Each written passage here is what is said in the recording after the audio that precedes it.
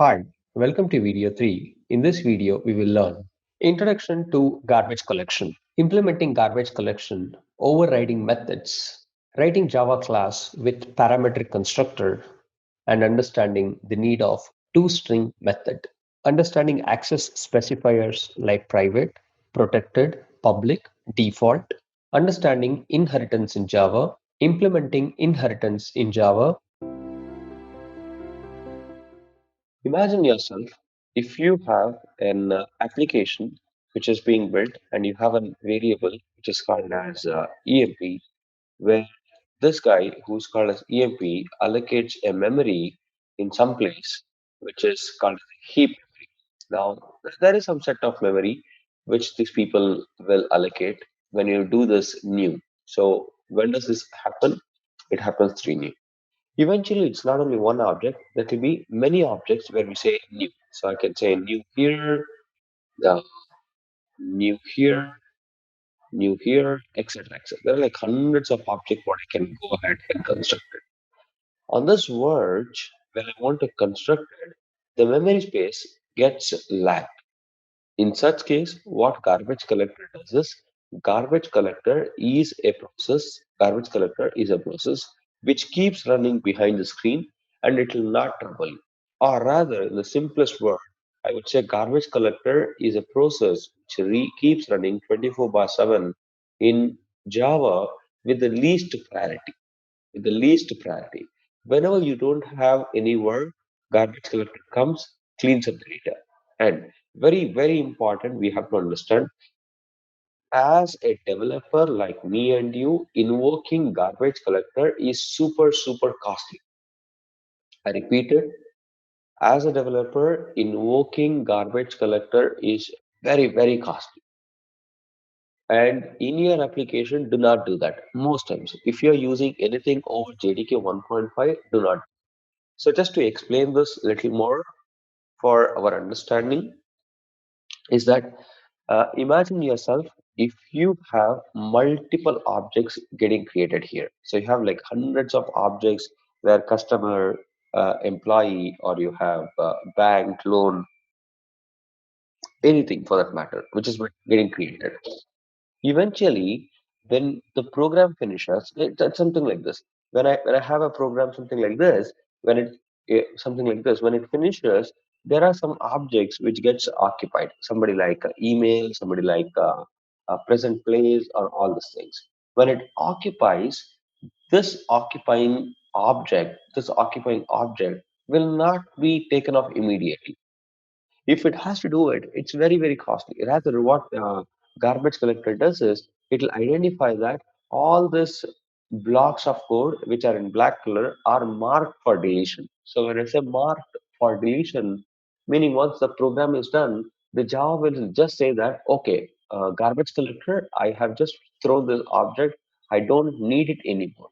So whenever you're free, just come and collect it. It's a very simple thing. So imagine that you have a maid in home or maid in office. So the whole idea of our uh, trash, what you put it in the dustbin, is not to collect by the maid immediately. Rather, what we do is we'll put everything in the trash. The moment we finish our session, step out of the class, it means the trash has to be cleaned. But what happens if the garbage collector comes into the class when we are in session or when we are executing? It means our job is getting distracted. Very importantly, I understanding. We don't want our job to be distracted. If you still want to do it, there is an opportunity for us to do it. I'll show you in a minute, but not a suggestible pace, not a suggestible thing, at least these days. So every time the program finishes it, these objects which are marked in black color are marked for deletion so that they can come and collect the trash, right? So this is an automatic process in garbage collector, or you can still invoke. Let us try doing it with a program example and understand it better.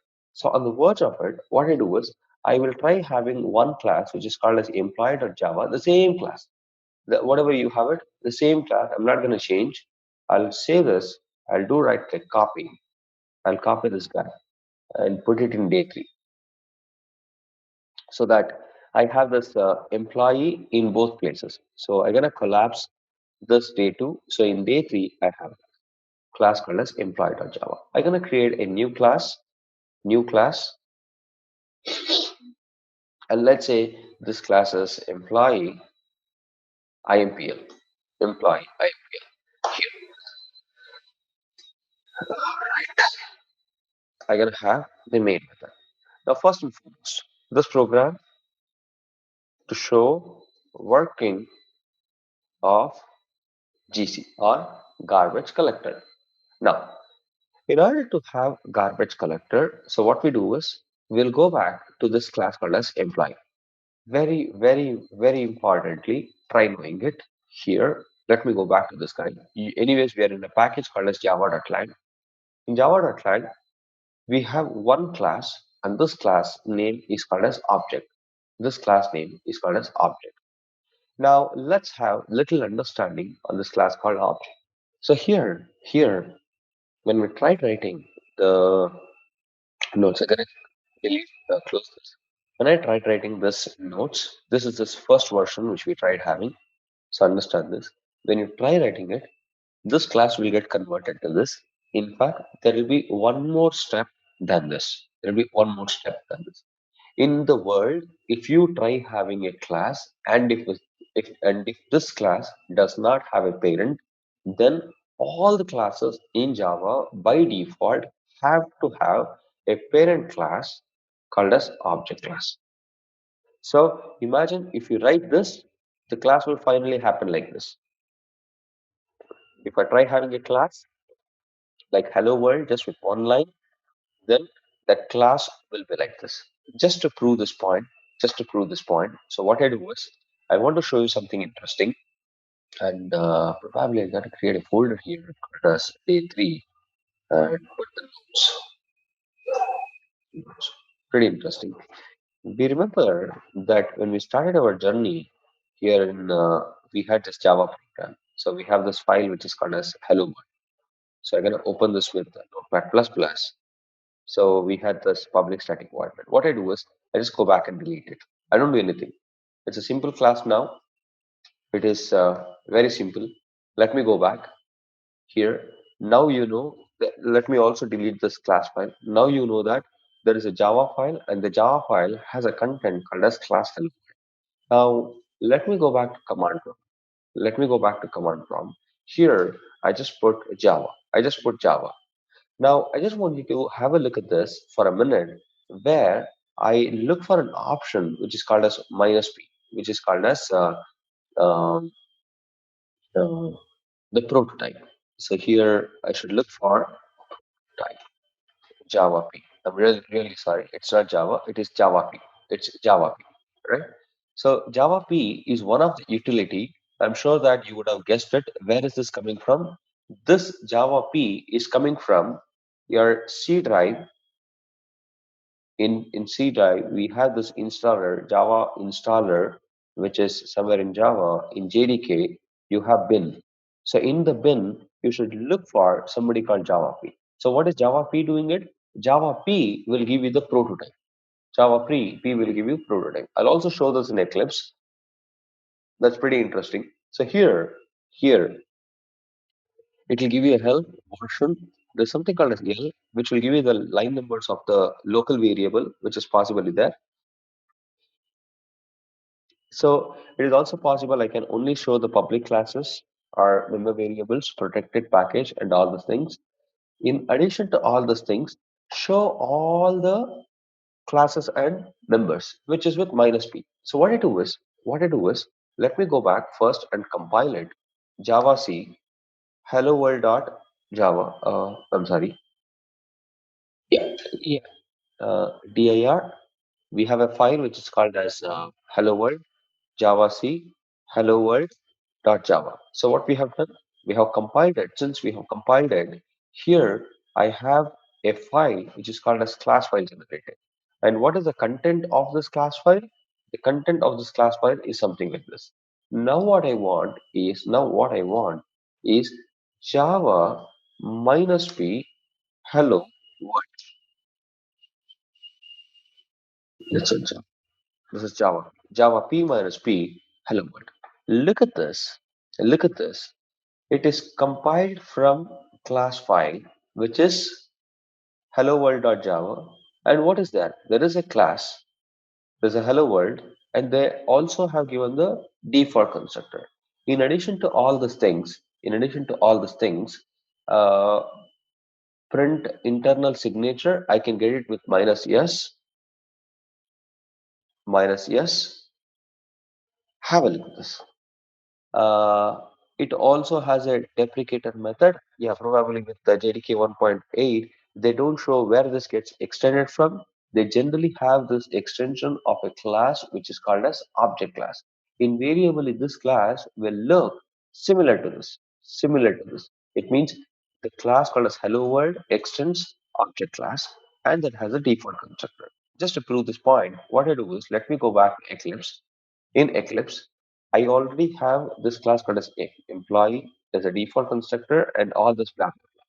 Now, I know this class has a parent class. In order to do that, keep your cursor inside the class, outside all the methods. Here under source, you see an option which is called as override or implement method. So override or implement method are basically those methods which will be given for the child. So how does that work? Imagine yourself, imagine yourself very cautiously if you are trying to build an application and if you have many parent classes or you have like many parent classes or for some time I just consider one parent class. Here in this class, I say this is a parent class, somebody called as, let's consider devices, and there is a child class which is called as a laptop. So here, devices it has turn on, turn off. Every device will have turn on, turn off. Obviously, laptop should also have turn on and turn off. Am I right? So in this context, I don't have to write the method name called as turn on or turn off. Rather, I can look for the same method which is called as turn on and off, which is written in the superclass. So here, this guy, if it has the public visibility, it means it will be given to laptop. Um, so in similar fashion, what I do is I'll go back and look at this. For this employee class, when I clicked on override or implement method, there are list of methods which is given for the child. Now this is given for every child. So now this class parent class is object that it has clone that has equals, finalize, has code, toString. So out of that, one of the garbage collected class is called as finalize. Finalize. So finalize is one of the method. So in order to do that, I'll just have a check and do okay. So it gives you this method. Don't worry, what is this annotation? We're gonna come back to this little later. And this throws throwable. We're gonna do that when we go back to exception. But as of now, just try knowing it. If you have any class in the world, and if that class does not have any parent, by default, the parent will be called as a object class. And then you have an opportunity for writing any business logic. So as of now, I'll just write, hey, the destruction of the object is done here. So this class, every class in Java, when you try having it, they have the property of object class. Either you want it or not, either it is needed or not, it is there, it is there. It means everybody in the Java should have the inherited property of the class called as object, without which that class is never called as an object. But the whole idea of Java being 100% object oriented is that Java have a superclass called as object. Since it is called as object class, they will have few methods which are written. So there are some methods like clone, hash code, or equals, finalize, and etc. Now, it is also possible for us, if I have a class, I can have those methods being used in my class. I can override or I can change the behavior or I can use that methods. It's like this. If your parent have a property, you can always enjoy this until the parent gives it. So here the parent gives as a protected. Now what is protected? Only children can enjoy that behavior. So now I will say since this method is there in the superclass, since this method is there in superclass, I can make use of it and I can do the invocation. Behind the screen, there's a lot of work which has happened by Sun Microsystem then to make this work. But now, the whole idea here is I want to invoke this called as finalize. Maybe people coming from C++ can easily refer this to destructor. We keep saying in Java we don't have destructor, we have it, but these methods are all deprecated. I'll show you this. Now what we do is I'll go back to employee IMPL. In employee IMPL, I can create an object which is called as employee called as EMP is equal to new employee, which is coming from the same package. This is coming from same package. If you just hover it and give a pause, it will give you com.stat3 employee. Now I can say since I've created an object, I don't have to do anything. I just click on play. I just click on play. It does not do anything. Maybe I just have to put some statement system.out.println after object is created. After object is created, I just gonna click on play. Oh, look at this. The object got constructed, and you will have object created. It means this statement is executed. Just to prove the point, what I do is I just do a quick thing. Employee ID is emp dot get employee ID. This gonna be ID. I'm sorry. Employee name. Emp dot get employee name. Employee salary. Employee salary. I'm gonna have the last one. Employee email. Right. So here email. I'll also show you one more way how to do it now. So here, let me just click on play. I have not set anything. I've just got and print some statement. Oh, look at this. A lot of things has happened. So now I want to call this garbage collector. You remember that? We have a method which is called as finalize. You have a method called as finalize, but this statement was not shown. It means this object is not destructed. In order to invoke it, you have to write runtime dot run finalizers. By default, it is always false. We have to set it as true. And if you do this, you see that there is a small cart on this run finalizers on exit. This meaning this is not a recommendation from Java anymore. They don't support you or they don't help you to do this. So when I click on this and click on play, now have a look at this. Everything is done. The last statement is the destruction of the object is done here. You can write any business logic. Maybe if we have connected to database and I want to close the database for every object, in such cases, this is a very good guide. But strongly recommended, don't do it because Java will do it everything. So it's like imagine we are all sitting in a classroom, not a virtual classroom, it's a physical classroom. The moment somebody eats something and put it in the bin, the maid will come and clear it.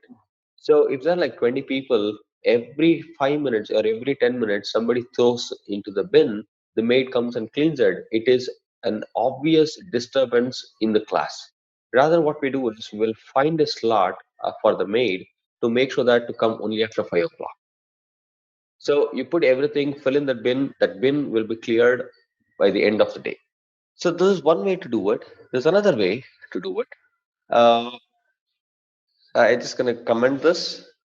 I'll say runtime dot get runtime dot. You have like some nice uh, methods out there to get runtime. Very handy. You can also, if you just have a look at this, the place where I have paused, there's a method which is called as exec. The exec is if you have some command to be executed in Windows or Linux or Macintosh operating system, you can use exec some command which is there in the process and free memory. You also find something called as GC. So GC, what this guy does is, if you look at the quick help section here, it runs the garbage collector.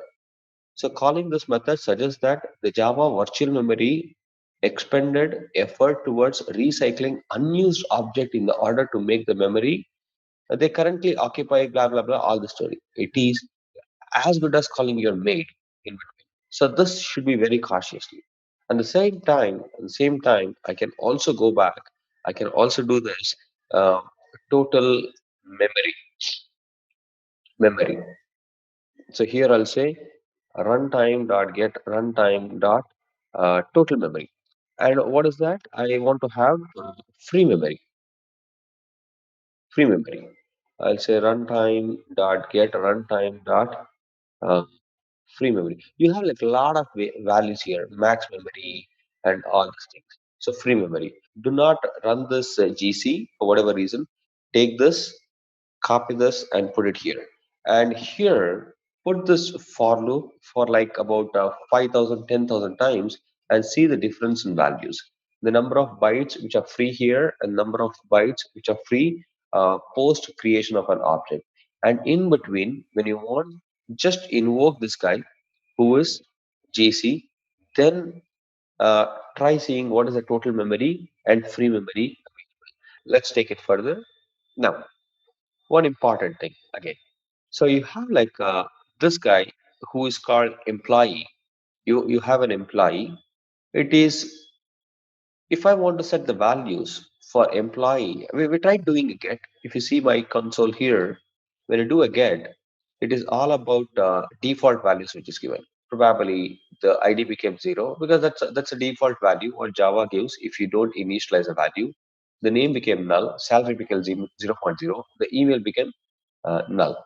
But if I want to set some value, I can invariably go ahead and do this set. So I can say emp dot set emp id or emp sal or email or whatever. No, this is what you can do. One way to do it. Or what you can do is you can also do this with the help of construction. It meaning when the object is getting constructed, I want the values to be set. So in order to do that, let's go back to employee class. In employee class, here we have default constructor. It's not a default constructor. What I do is I can also have parametric constructor. So parametric constructor will take parameters. So here I will say employee, which is int empid. It means I'm just passing this parameters to be set. So I'll have string emp name double emp sal string emp. So I'll have emp email. And here, what we did so far is we had a default constructor. The default constructor used to set the values to the instance variable, but with the help of setters. But this time, since the constructor itself is passing the value, I can set the value pretty much here to the instance variable. In order to do that, I can say something like this dot empid is equal to empid. This empid refers to the instance variable, and this empid is the past variable. So now I can say this dot emp name is equal to emp name. This dot emp sal is equal to emp sal. This dot emp uh, email does for emp email. That's pretty nice. So what happens? It is also possible for us not only to have a default constructor, it is okay to have parametric constructor. So now if somebody wants to create something like this. If you want to create an object, you don't have to create only the default constructor. I can go ahead and try creating something like this. Employee, let me do one thing. Let me do one thing. I don't want to disturb this class. I'm gonna create, I'll save this. I'll create a new class, which is called as employee IMPL1. Employee IMPL1. Here, let's have a main method. I'll have employee EMP is equal to new employee.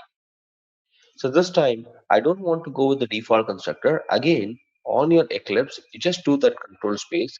That gives you a lot of opportunities to do it. One is with the default constructor. If you see here, this guy takes with parameter.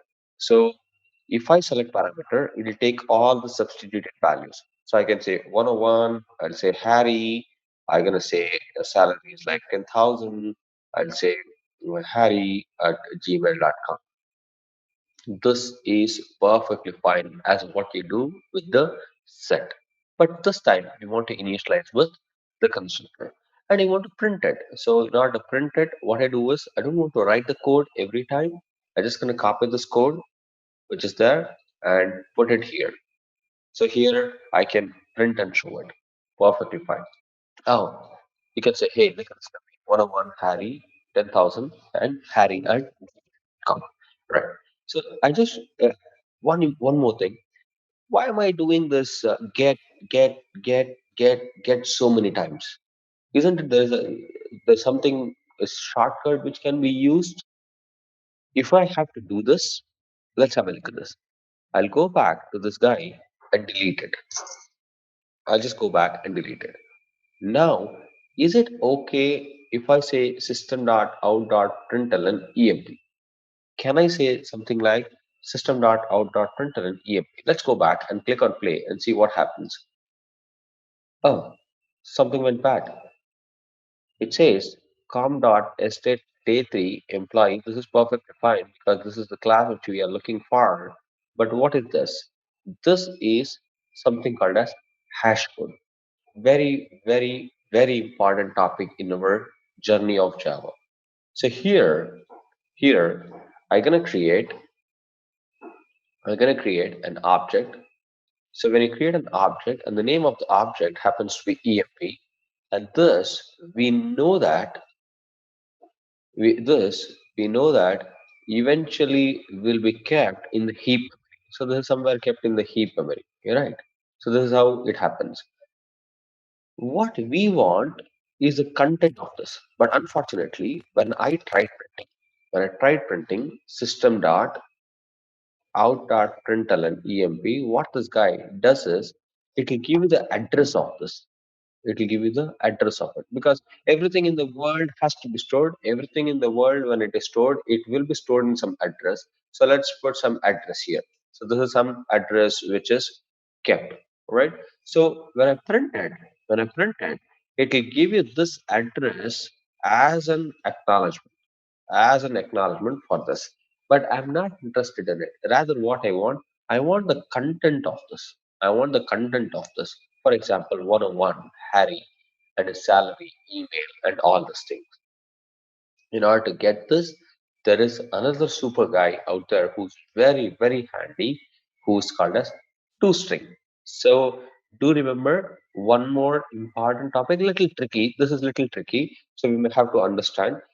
Whenever I do this system dot out dot println emp, in that case, this statement, which is called as emp, will be converted to dot to string. In fact, this is how it will be there at the compiler level. After your compilation, the class file will contain what is called as toString. But now, how do I get this toString? Is I have to go back to this class. I have to go back to this class, which is called as employee. Let's go back. I'll hold control on my system or command on Mac. Click on that. It will take you to this class. This is where we are working.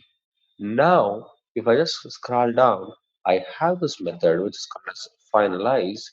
This time, I want to have another method which is called as public string to string. toString. I know this method because I've been working with this really long. If not, when you want to try using it, your method signature should be exactly equal to the same thing. It cannot be anything else. Now, I want to return this dot employee ID. I want to append it, this dot employee name, this dot employee salary, this dot employee email. Look at this. Look at this. This method will just give you the concatenated string of employee ID, name, salary, email. Now, every time my printing for EMP will happen, eventually it will look for toString, which is done by compiler. The compiler will now look if there is a method which is called as toString. Yes, if it is there, it will invoke. If it is not there, then it will give you the hash code or the place where it is stored. That's what hash code meaning. So let's go back now and click on play and check. Oh, wow. And you don't have to do this get any number of time. It is good enough. You can directly print an object provided if your class has a method called as toString. So there are like various possible ways where you can set and get the values in Java. We have taken care of introduction to OOPS concept. Out of that, we have seen encapsulation. Encapsulation. All right. Now, on the verge of encapsulation, we have seen what is called as private only. But I want to have a little better understanding in the real time because every program which we try writing it as a good developer, we have to make sure this program is an encapsulated program. But how do we achieve this is something challenging. Imagine yourself, you have a requirement. Uh, Everybody does not work in the same package. There's always the way where people come and work in different packages. That's a whole idea of the Java getting built or more of a cohesive application. Imagine yourself, there is a package. The package is called as com.a, right? There's another package here which is called as com.b. This is another package, just com.a and com.b. Uh, on the verge of it, I will also have a class. I'll just have a class out there. So this class, let me call with some name, something like implying what we have done, or something like just for the sake of understanding, I can try playing around with ABCD kind of thing. So here I will have a class, the first class. I'll call this is first. Let's keep it very simple. This is the first class. And there are a couple of permutation combination which we have to think now. The first and foremost, I can have in a same package, I can have another class which is called as second, and I can have another class which is called as third. Perfectly fine. And I assume that just to do the permutation combination, there is a class called as third which is inheriting first. There is a class called as first. So in a given package, you can have only these three combinations. You can have a class, you can have another class which is isolated, or a class which is inheriting in the given class. You cannot have any other combination. Either the class can inherit or it cannot inherit. That's the whole idea. In similar fashion, I can go back to another package. In another package, I can have a class which is inheriting, or I can have a class which is not inheriting. Maybe something like this. I can go back and put this inheritance from first here, or I can have a class as it is. So this, let's call it fourth. Let's call this as fifth.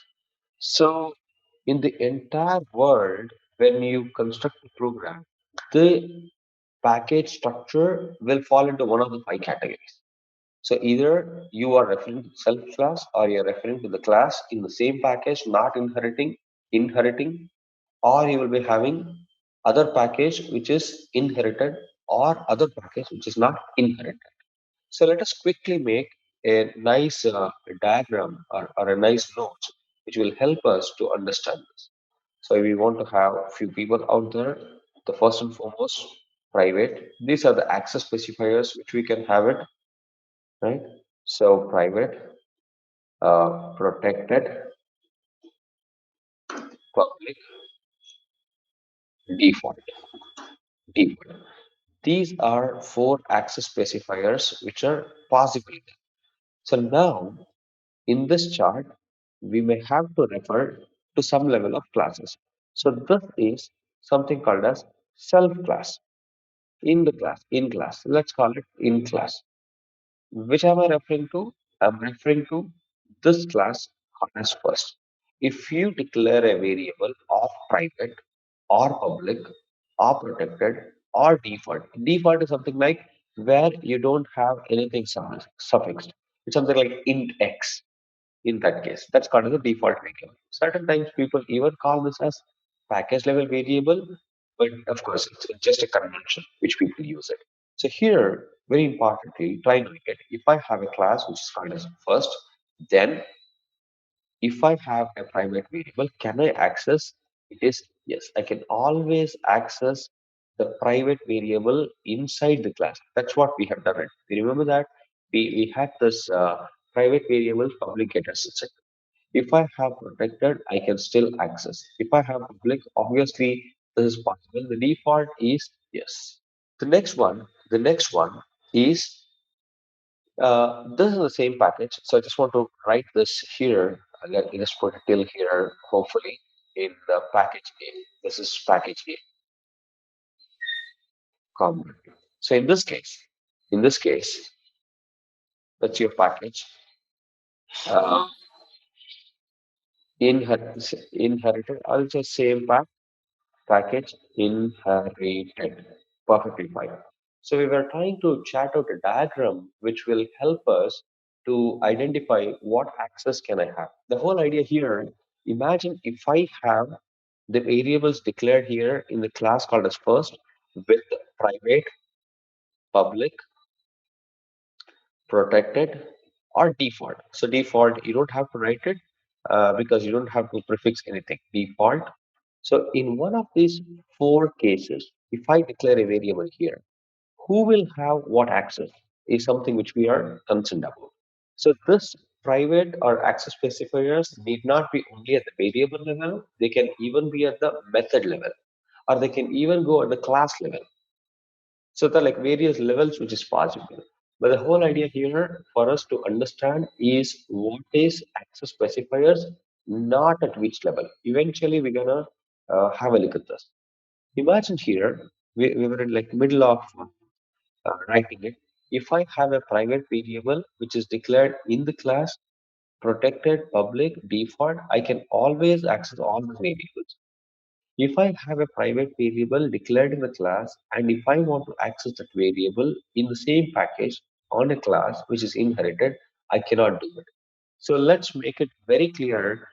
By any case, if you want to access private variable, that can be accessed only within that class, not outside the class. The protected public default can always be accessed. Do remember the protected variables are those variables in the world which are given for somebody who's a child of it, who's a child of it. That's where the protected variables will come into picture. The next section is same package non-inheritance. So I'm trying to refer if I have a variable declared in first. Now, can I access in second? Since we are in the same package, since we are in the same package here, this can be accessed. So imagine yourself the package variables happen to be yes. This is good enough. Since it is private, if it is private, I cannot access it in the second. So here, this will be no. The left out are a couple of people. The first is public. The moment I have the variable declared as public, it means pretty much it is available everywhere. So either you are inherited or you are not inherited, it is always there. So I can say public variable are always accessed yes. The left out is protected. Now, this is little tricky. We have to understand since by the convention of the discussion from Sun Microsystem from long time, even if you see the slides, the protected variables are always given for those people who are a child of it.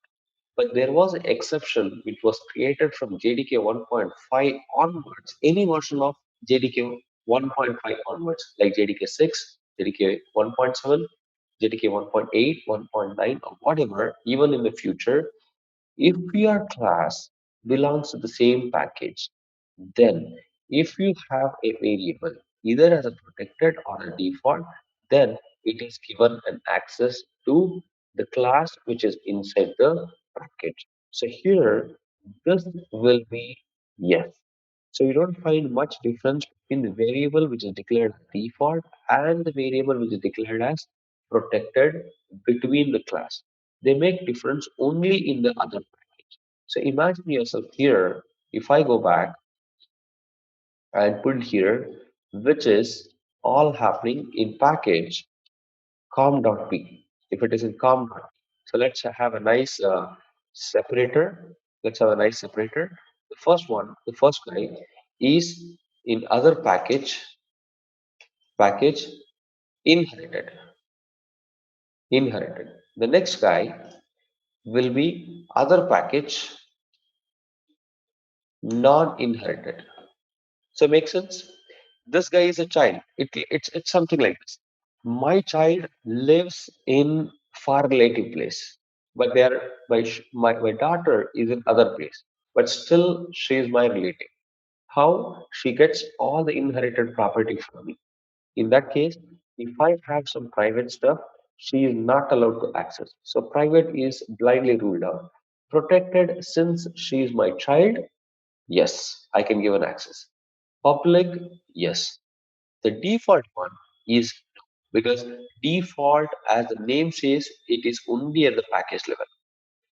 The last one, which is other package, the protected is no, I cannot give it.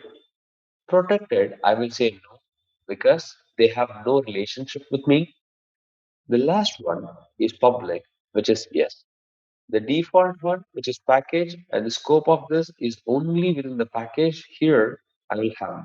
Now, this diagram, you may have to closely look at this and understand it because over a course of time, we will put everything as part of this diagram itself. So imagine yourself, if I have a variable declared in this class called as in class, here, here, in such case, if I have private variable, I can access it, protected, yes, public, yes, default, yes. And if I have a variable private here in the same package, if you have inherited also, you cannot access. And protected, yes. Public, yes. Default, yes. And if I want to have same package, non-inheritance, the private variables are never accessed. Since it is in the same package, you are inherited, you have pretty much every access. For other package, if you are inheriting, you will get the protected access. The package public access is always available. The last one will be the other package non-inherited, which is only S for public guys. So if somebody does something called as encapsulation, the encapsulation meaning we have to protect our class in such a way such that only things which is needed for other party should be visible. One of the classy example of encapsulation is something like this. If I come to your home, you offer me to sit, giving an offer to sit is public. Since I come there, either I come or anybody from my family come, we are known people, we just come and sit. That's perfectly fine. But I cannot enter, or maybe with your permission, I can have a cup of coffee. But there are few private properties in your home which I cannot access. So we just have to classify what has to be exposed, what not has to be exposed. That is something as a developer we have to think over a course of time we'll have a better understanding. a quick heads up on what is called as inheritance and how we can achieve inheritance in Java, certain pitfalls of other programming languages compared to Java. Now, in Java, when it comes to inheritance, you can have something like this. Something like this is called as simple inheritance. You have a class called as one, and you have a class called as right. This is simple inheritance. So you have one class, there's another class who inherits. That's it. Nothing more. Or you can extend this. You can extend this to one more level where I can have another class, where we can have another class, and let us have this class. This class is called as 3. This is perfectly fine. This is welcomed in Java. Or you can have this up to any level. So just to say this, this is called as simple inheritance, simple or simple inheritance. This is good. Inheritance. The next one here is called as multi-level inheritance. This is called as multi-level inheritance. On the other end, we also have something called as multiple inheritance. In Java, we don't support multiple inheritance. Though we support it, it's not directly. So here, imagine something like this, where you have a class 1, you have a class called as 2, and if I have a class called as 3, which is a child of these two classes, which is a child of these two classes. In this case, Java does not support what is called as multiple inheritance. This is not supported in Java. Now the question is why Java does not support something called as multiple inheritance? The simple reason here happens to be from earlier programming languages, we have learned the mistake. This is nowhere the problem. This is nowhere the problem. Imagine if the problem might come in the world because of this. Imagine if there is a class which is called as XYZ or whatever class, and if this class, for whatever reason, inherits from here, inherits from here, inherits from here. In this case, in this case, how do you want data to be flowed? If I just put this couple of quick identifiers, I have A, B, C, D. Now, how do you want to make the flow of properties of class A to D? Do you want to pass it this way?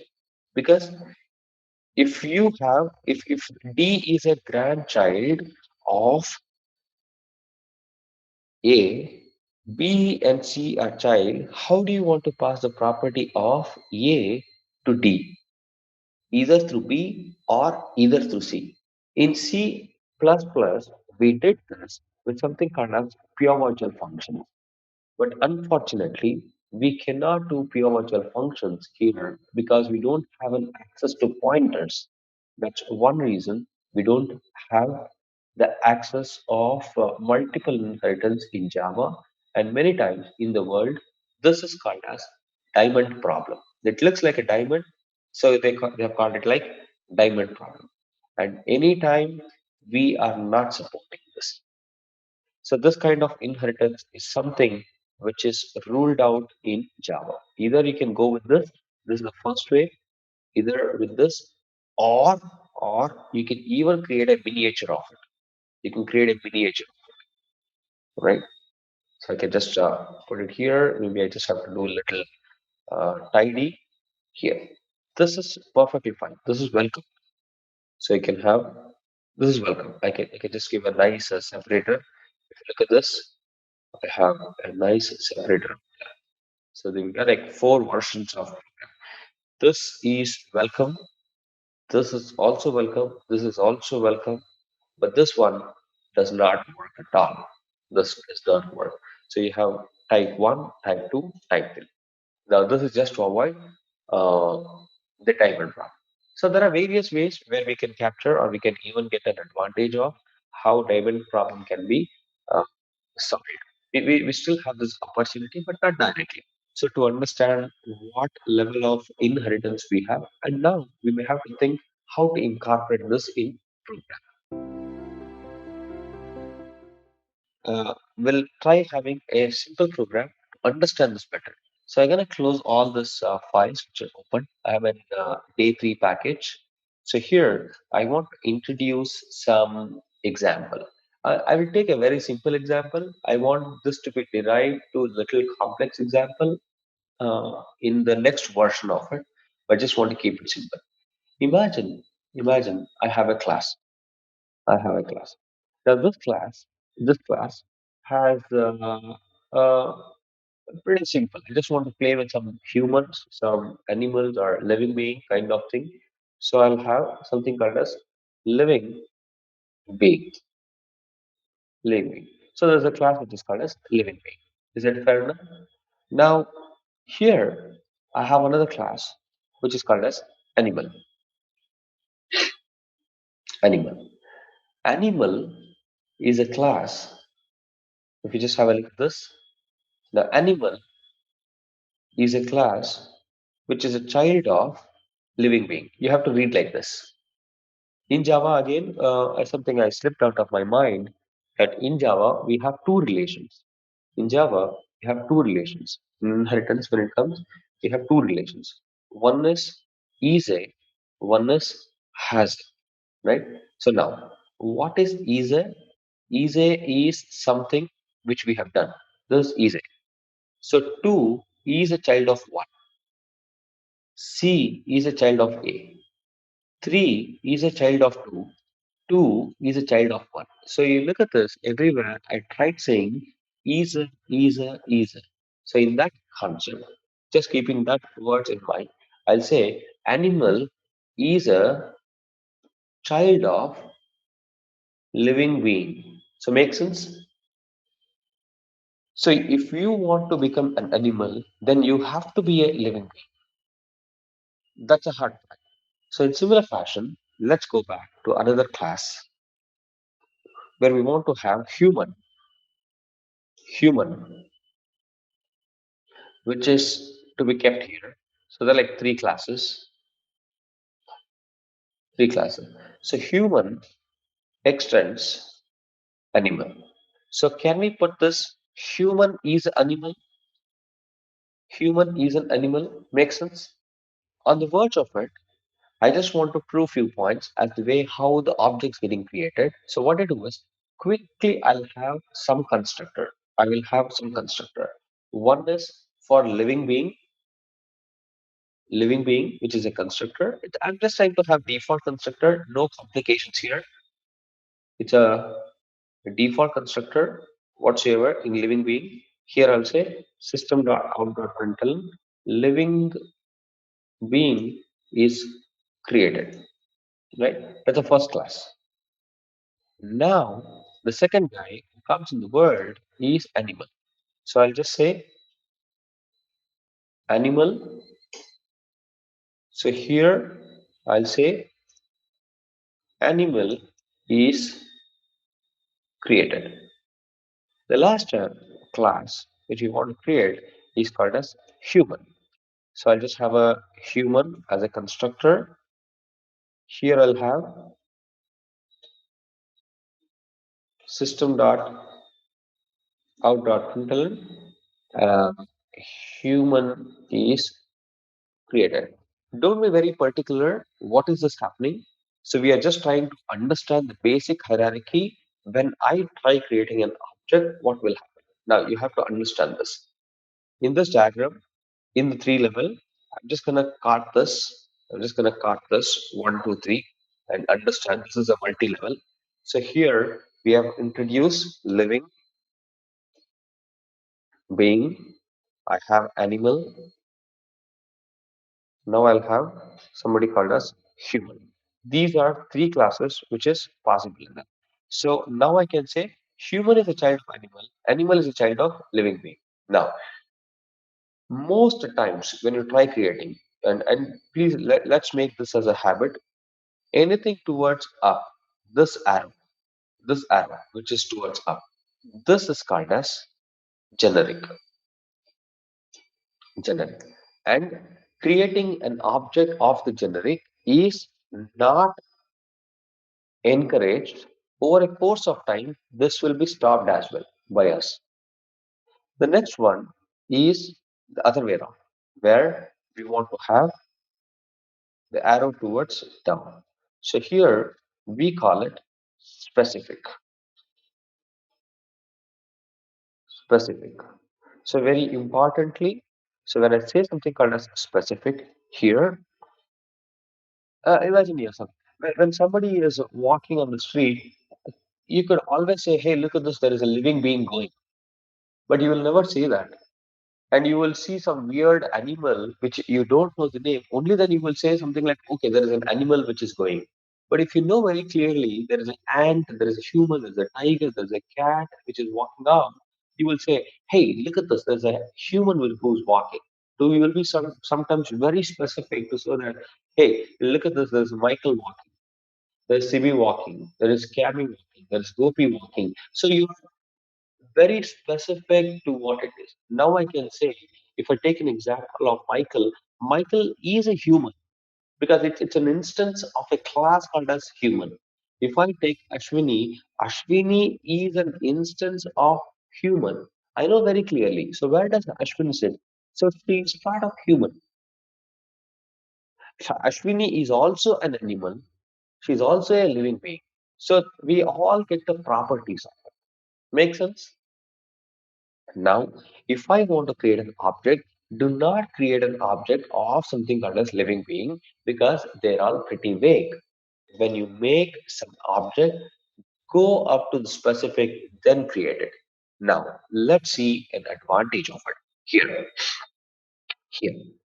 So these are three classes. So what I do is I'll quickly just go back and close this guy, close this guy, close this guy.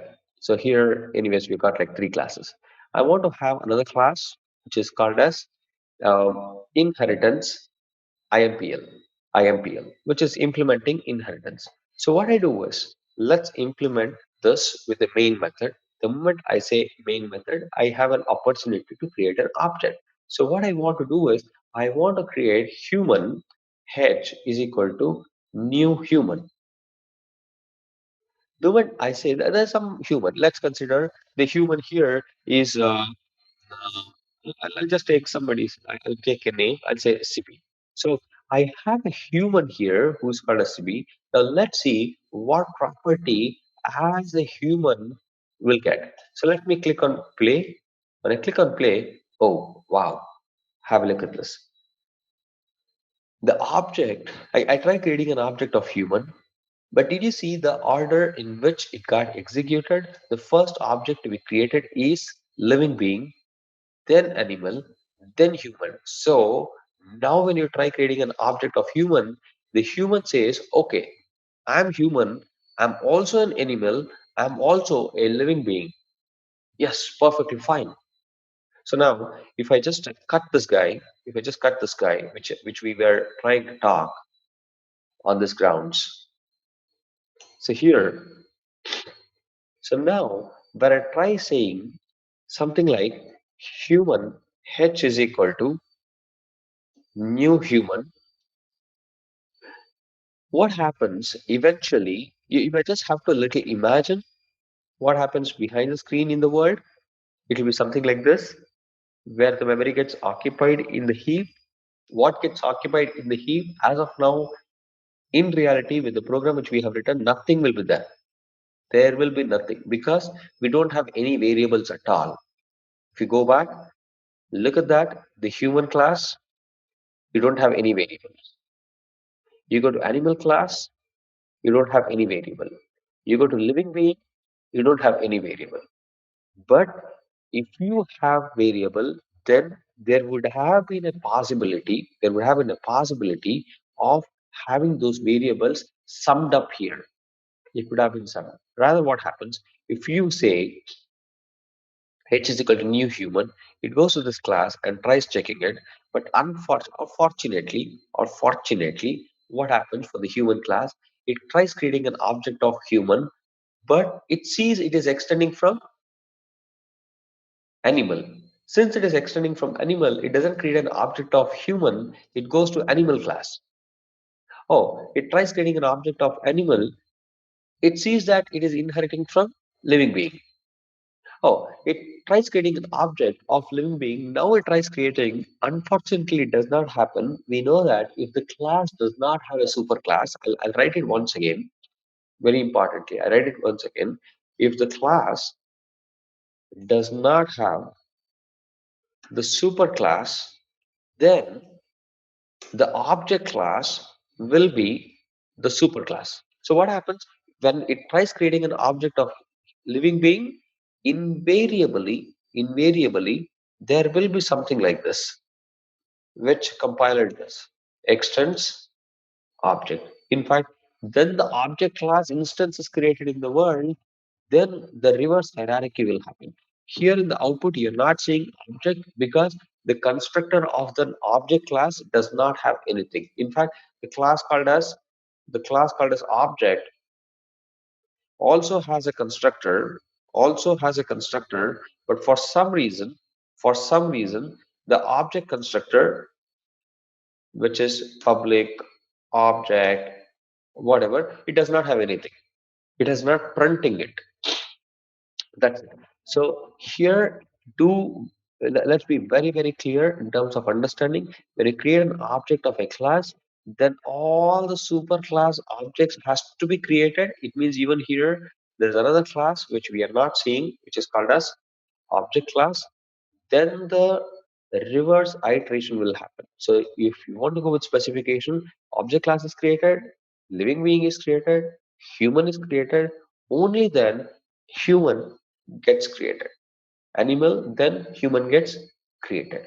Now, if you also have some methods, for example, there's somebody called as living being, there's a method which is called as breathe, public void breathe. Uh, all right, I'll just say all living being breathe. Perfectly fine. Look at that. Look at that. This is public. I just want to keep it just for our understanding. Here, this public, which is there in living being. Understand this very carefully, very, very carefully. So here, there's a public method called as breathe. Since it is public, the child can get. Since it is public, the child to child can get. So if I go back to the implementation, the object is called as human. Now I just want to check, oh, does human breathe? Sibi, does it breathe? Oh yeah, it breathes. The object, the human being Sibi breathes. So let's click on play. Oh, look at this. All living being breathe. It means you are inheriting the property of this. Now, many times I get this question, hey Navin, look at this. We tried writing this human class perfectly fine, but how can this animal be? There should be some mechanism of doing, right?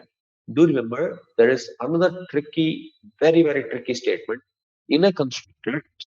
If you don't have super, then the super is always kept by compiler. Very important. If you don't have super, then the super is always kept by compiler. Make sense? So here I keep super. If you don't have super is there. What super will do? It will go to super class. Who is the super class? Animal. So I just go to animal. Here again I'll have super. Again I'll go back. The super class is living being. I'll have super. Look at this. This is how this invocation will happen. If I consider something like human, the human class or human constructor will always have super, will always have super. If you put it, good. If you don't put it, the compiler will inject it. And do remember, if you have super, then it should be first statement only. Only. You cannot take super and even put it here. This will give you an error. Look at this. Let me just hover it. Constructor call must be the first statement in the constructor. So I'll just zoom it so that we can read it nicely. Constructor call must be the first statement in the constructor. So this statement invariably have to be the first statement. That is how inheritance work behind the screen in Java. That's why you see this output. The first object which gets created is living being, then the animal, then the human.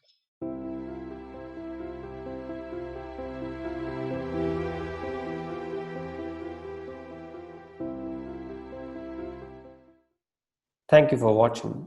See you in the next video.